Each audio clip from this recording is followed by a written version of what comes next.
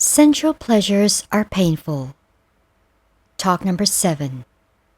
Faith. Time is an essential element in proving a person's integrity.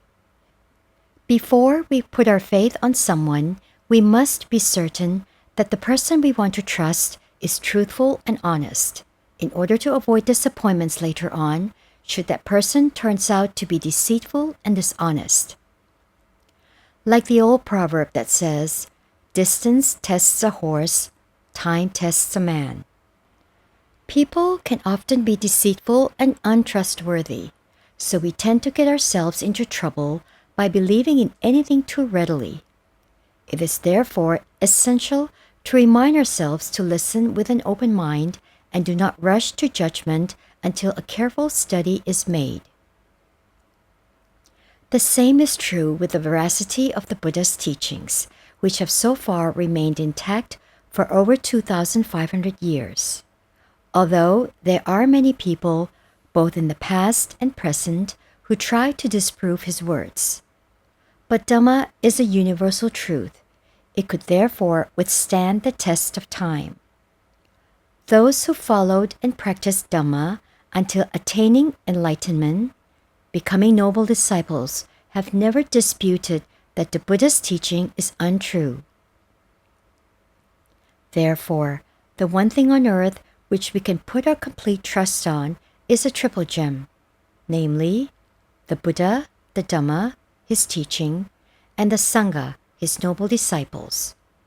Nobody can dispute that the Dhamma teaching is still fresh and alive today. What he taught is not a fairy tale or fiction, but truths that exists within us. He and his disciples taught the Dhamma out of compassion and the desires to help all of us get out of the fire of suffering, not expecting any rewards in return. He had lived like us before, had experienced both the joys and sufferings that we all have to go through, so he knew exactly what it was like.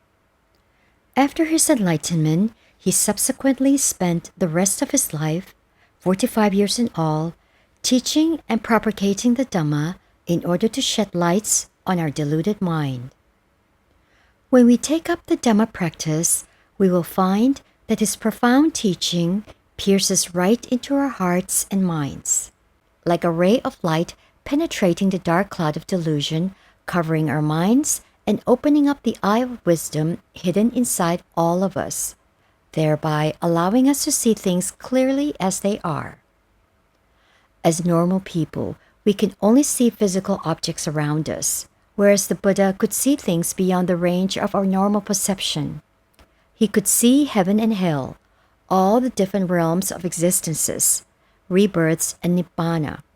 So it is prudent of us to have faith in the Buddha and what he told us, such as heaven and hell, right and wrong, good and bad, which can immensely affect our life and well-being.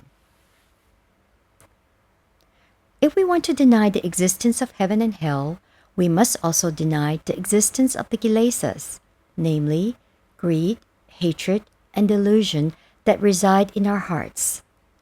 It is they that led us to hell. If they exist, so too do heaven and hell.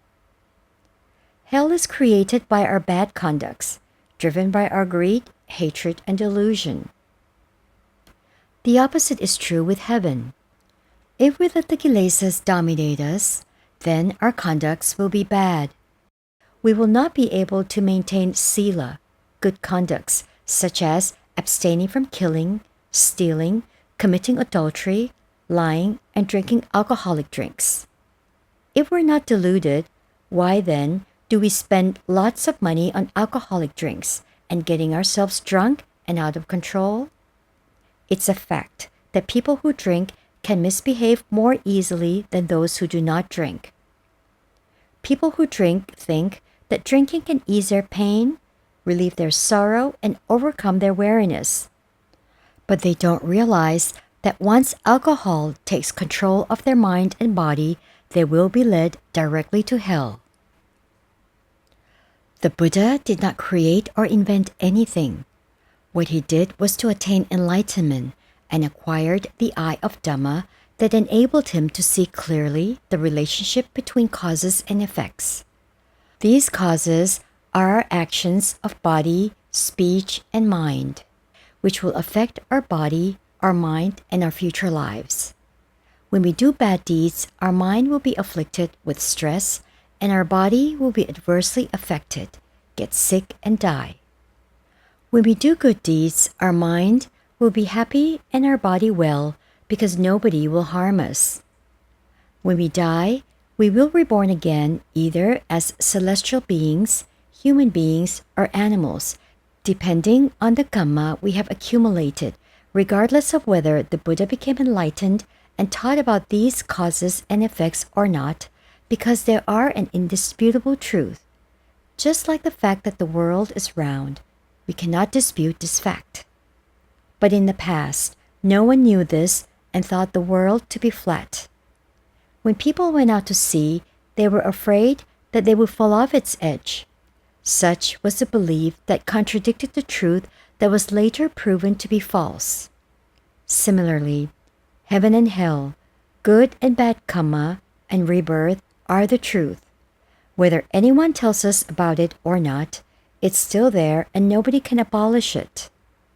Buddhism has lasted more than 2,500 years because its teachings are based on the truth. Those who have faith in the Buddha will follow his teachings by doing good, avoid doing evil, and rid their mind of greed, hatred, and delusion that will give them only good consequences, be happy and prosperous. On the other hand, the non-believers will tend to do the opposite. If they were taught to do good, they would not do it. If they were taught to avoid doing evil, they would do it. If they were taught to rid their mind of greed, hatred, and delusion, they would instead accumulate more greed, hatred, and delusion. If they continued to do bad karma, they would eventually run into misery and pain, ruin and deprivation, such as ending up in jail because they did not believe in the consequences of their bad karma. So if we were to believe, please choose the Buddha, the Dhamma, and his noble disciples, which we can totally trust in providing us with the greatest benefits of a happy and prosperous life, free from all kinds of stress and suffering, by doing good, avoid doing evil, and ridding our mind of greed, hatred, and delusion.